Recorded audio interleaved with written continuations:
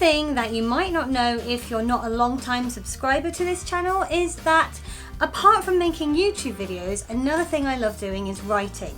Now, I have been very, very bad recently because I don't even remember the last time I wrote a blog. I think it was probably like 2 or 3 months ago, and I haven't written anything for publication besides the monthly newspaper column I write for the chorus I sing with for a really long time. But I was recently sent a plot generator website where you can create your own story, and it comes out with something that's usually quite funny, and I thought, you know what? I'm gonna make a video of me creating a story. Let's get the laptop. So the first thing it suggests is, what do you want your title of your story to be? I feel like we should name it after the place where all of this action happens. The Purple Room. It's time to set our opening scene. I think we should launch into the action. And the conflict, let's go for something emotional. Everything in this story is going to be inspired by something I can see in my bedroom, and in every video there is a poster of Dan and Phil on my wall because they are my YouTube idols. They are who I aspire to be like. So my protagonist is going to be called Phil, and let's give his surname as the name of my old dog, Callington. My secondary character, we can't really have a Phil without having a Dan. There are a lot of pictures of Audrey Hepburn in my room, so I'm gonna go with Hepburn. What does the secondary character want from the protagonist? Inspired by what's around my bedroom, I think he wants his candle collection. Something the protagonist would like to say to the second character, make me breakfast. That didn't come from my bedroom, that just came from my brain. 2 adjectives to describe this place. I'm going to say dated because I really need to redecorate, but I'm also going to say cozy because it's my bedroom. 4 emotion adjectives.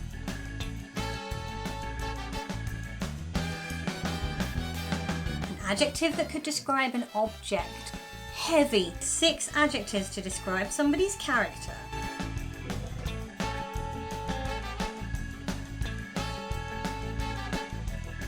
I've been saying the word suave a lot recently and I really like it. Something or somebody vulnerable. A puppy. A noun you might compare the main character to. A bean.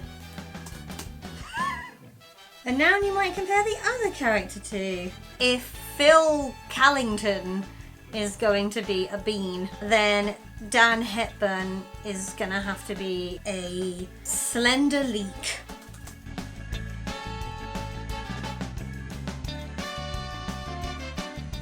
A noun to do with the weather. It's very muggy today and I really love the word muggy.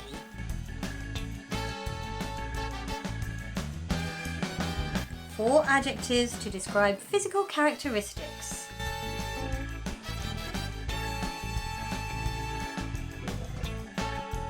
Here we go, guys! The Purple Room, a short story by MrsManics. Phil Callington looked at the heavy light box in his hands and felt crazy. He walked over to the window and reflected on his cozy surroundings. He had always loved dated the Purple Room, with its long, large, lots of pictures on the walls. It was a place that encouraged his tendency to feel crazy. Then he saw something in the distance, or rather, someone. It was the figure of Dan Hepburn. Dan was a humble leek with smiley toes and tall eyes. Phil gulped. He glanced at his own reflection. He was a sneaky, tense, strawberry milkshake drinker with floppy-haired toes and slim eyes. His friends saw him as a bumpy, broad bean. Once he had even saved a rare puppy that was stuck in a drain. But not even a sneaky person who had once saved a rare puppy that was stuck in a drain was prepared for what Dan had in store today. The muggy teased like filming dogs, making Phil sleepy. What? The muggy teased like filming dogs? Let's skip that bit. As Phil stepped outside and Dan came closer, he could see the bloody glint in his eye. Dan gazed with the affection of 8,164 awkward, proud penguins. He said in hushed tones, "I love you, and I want your scented candle collection." Phil looked back, even more sleepy and still fingering the heavy light box. "Dan, make me breakfast," he replied. They looked at each other with argumentative feelings, like two kooky, kindly koalas eating at a very funny pub quiz, which had disco music playing in the background and two suave uncles dancing to the beat. Phil regarded Dan's smiley toes and tall eyes.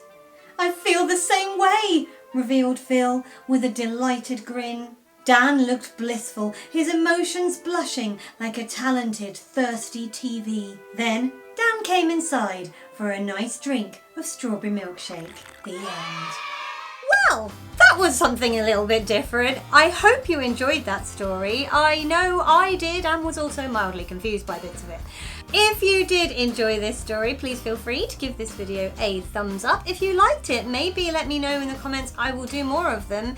And if you want to do a video response of your own made-up story, go for it, because I would like to see that. Talk to you next Sunday. Bye!